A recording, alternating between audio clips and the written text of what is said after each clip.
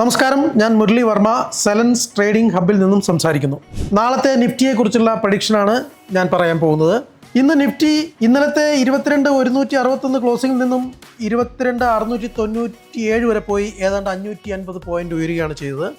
ഇന്ന് Asian market എല്ലാം തന്നെ ഉയർച്ചയിലായിരുന്നു. തിരിച്ച് വൈകുന്നേരം 22,535 ക്ലോസ് ചെയ്തത്.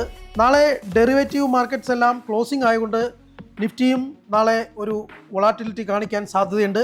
അപ്പോൾ ചിലപ്പോൾ 22,474, 364 അല്ലെങ്കിൽ 250 ലെവലിലേക്കൊക്കെ പോയേക്കാം. പക്ഷേ വീണ്ടും പോസിറ്റീവായി 22,700, 22,800 ലെവലിലേക്ക് പോകാനുമാണ് സാധ്യതയുള്ളത്. അതേസമയം 22,400 കോള് ഇന്ന് ക്ലോസ് ചെയ്ത് 290 അത് 122 വരെ പോയെങ്കിലും 397 ഹൈ പോയതിനു ശേഷമാണ് 290 ക്ലോസ് ചെയ്തത്. മിക്കവാറും അത് 260, 220, ചിലപ്പോൾ 180 ക്ലോസിങ്ങിന്റെ ഡേ ആയതുകൊണ്ടാണ് ഞാൻ അങ്ങനെ പറയുന്നത്. പോയാലും തിരിച്ച് 300, 370, 400 ലെവലിലേക്ക് തിരിച്ചു വരാനാണ് സാധ്യത കാണുന്നത്. അതേസമയം 22,400 പുട്ട് ഇന്ന് 92 വരെ പോയിട്ട് 252 ഹൈ പോയതാണ്.